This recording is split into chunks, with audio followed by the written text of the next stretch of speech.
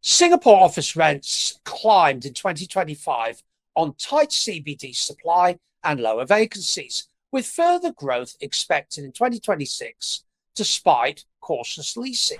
To discuss this today, we are joined by Chris Archibald of Colliers and Justin Chen of Arc Spaces. Chris, welcome. I may bring you into the conversation first. What drove the stronger office rental growth in Singapore in 2025? I think, as you'd expect in any market globally, it's really a product of supply and demand. If you look at where Singapore has been over the last 12 months, the supply pipeline is relatively low. The demand levels actually are not historically high. They're pretty much on 10-year averages. But with the supply being low, that means vacancies have dropped off. And that has caused rental growth, and that's likely to increase over the coming 12, 18, 24 months. I think if you look at where rents have gone pretty much to around $12 for grade A rents and $13 for prime grade A rents.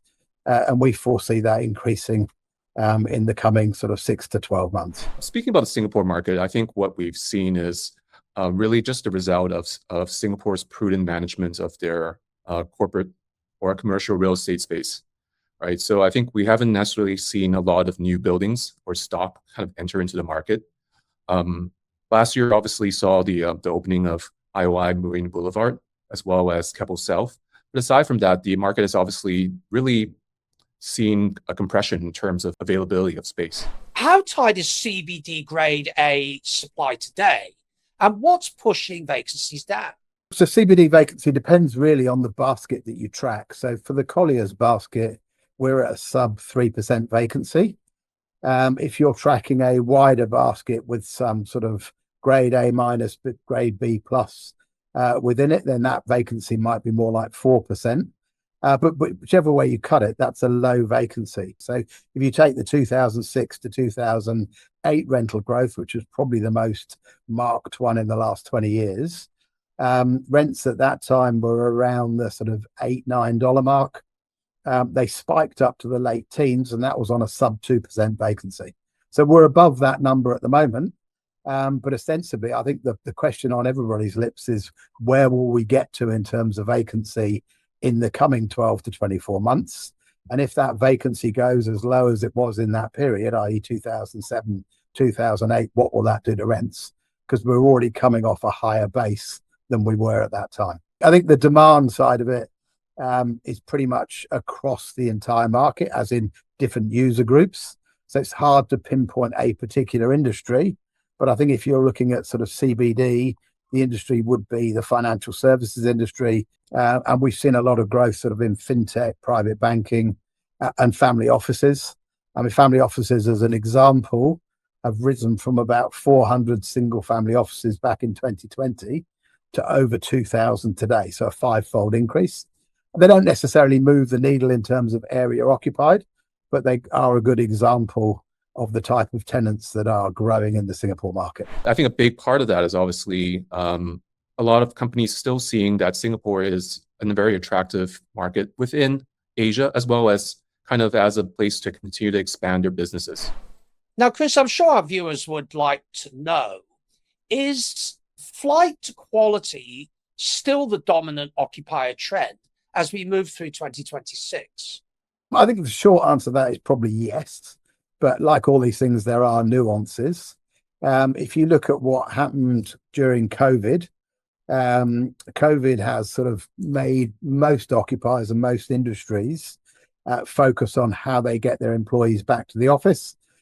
Companies have always had a focus on productivity, but it's also the appeal of the office as a place to work. And a lot of industries have been challenged by that, not just in Singapore, but all over the world. So part of the way you overcome that challenge is provide an occupancy solution, i.e. an office that is appealing.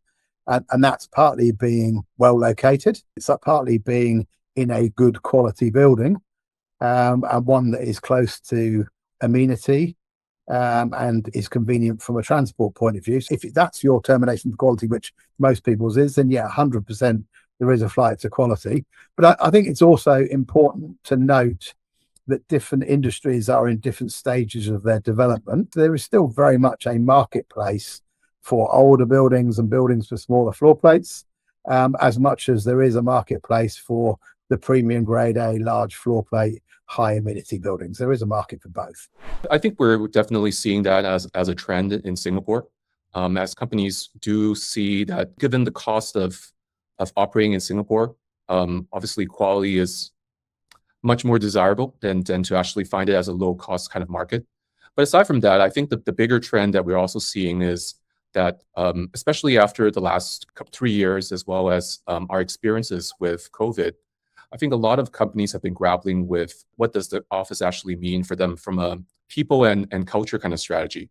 So I think as much as, we've all experienced remote working, a lot of companies now do realize that, the workspace still has a big role to play in terms of creating greater team retention, as well as kind of making it a social space that people can come to for collaboration, as well as for a sense of belonging, right? And then I think that beyond it being a space to work, I think people can ultimately still see the office as a place for connection. And I think this is one of the bigger reasons why companies are actually reviewing and also kind of re-strategizing their commercial real estate strategies. I think the last thing I would just want to mention on that is that the experiments with remote working as well as flexible working over the last 3 years have now kind of solidified in people's minds just exactly how much office space they actually require. And so I think what we're seeing also is a lot of occupiers coming back with much more specific as well as clear requirements. And with that, thank you both for joining us today, Chris and Justin. My pleasure. Thank you very much, Simon. Thanks for having us. Once again, our guests were Chris Archibald, Managing Director of Office Services for Southeast Asia at Colliers, and Justin Chen, Chief Executive Officer of ARC Spaces. For more news, please visit realestateasia.com.